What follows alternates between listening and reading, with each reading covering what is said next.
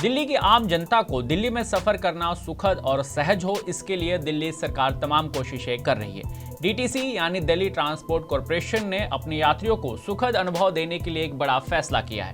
दरअसल डीटीसी के बसों में अब सफर करने के लिए अब आपको कैश पैसे देकर टिकट खरीदने की जरूरत नहीं पड़ेगी। डीटीसी ने अब बसों में यात्रियों के लिए यूपीआई और कार्ड से किराए का भुगतान करने का सुविधा शुरू करने का निर्णय लिया है, यानी लोग अब बिना नगद आसानी से यात्रा कर सकेंगे। नमस्कार, आप देख रहे हैं पंजाब केसरी दिल्ली और मैं राव अवतार पांडे। डीटीसी की आर्थिक स्थिति को सुधारने के लिए दिल्ली सरकार कई बड़े फैसले ले रही है। दिल्ली सरकार ने राजघाट डिपो में चार्जिंग स्टेशन स्थापित करने के लिए 5 करोड़ रुपए की राशि आवंटित की है। दिल्ली सरकार बस सेवा को डिजिटल प्रगति से जोड़ने की योजना बना रही है।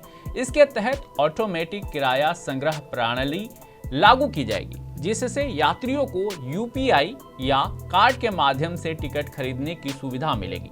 बता दें, दिल्ली के परिवहन मंत्री डॉक्टर पंकज कुमार सिंह की अध्यक्षता में हुई बोर्ड बैठक में डीटीसी के संसाधनों को मजबूत करने और आय बढ़ाने पर चर्चा की गई है। अधिक जानकारी देते हुए परिवहन मंत्री डॉक्टर पंकज कुमार सिंह ने पत्रकारों को बताया कि हम सिर्फ सुधार नहीं कर रहे, बल्कि दिल्ली में सार्वजनिक परिवहन का भविष्य बना रहे हैं। बैठक में ड्राइवरों, कंडक्टरों और जनता के लिए 7 नए ट्रेनिंग कोर्स शुरू करने का निर्णय लिया गया है। यह पहल कर्मचारियों की क्षमता को बढ़ाने और सेवा में सुधार के लिए महत्वपूर्ण होगी। इसके अलावा प्रदूषण जांच के इंफ्रास्ट्रक्चर का नवीकरण करने का भी निर्णय लिया गया है। यह कदम दिल्ली की वायु गुणवत्ता को सुधारने में सहायक होगा। डीटीसी डिपो में आधुनिक ढांचागत विकास के लिए इंजीनियरिंग प्रोजेक्ट्स इंडिया लिमिटेड ने रुचि दिखाई है।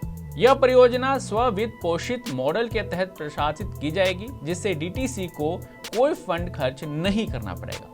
बता दें, डीटीसी अपनी आर्थिक स्थिति को सुधारने के लिए और कई बड़े कदम उठा रही है। डीटीसी के बसों और बड़े डिपो को कमर्शियल यूज करने का भी फैसला किया गया है। भारी घाटे से जूझ रही डीटीसी की आय बढ़ाने के लिए बस डिपो में मल्टी लेवल पार्किंग के साथ शॉपिंग कॉम्प्लेक्स बनाने की योजना पर काम किया जा रहा है। इसी कड़ी में बंदा बहादुर मार्ग डिपो और सुखदेव विहार डिपो को मल्टी लेवल पार्किंग के साथ व्यावसायिक परियोजना के रूप में विकसित किया जाएगा।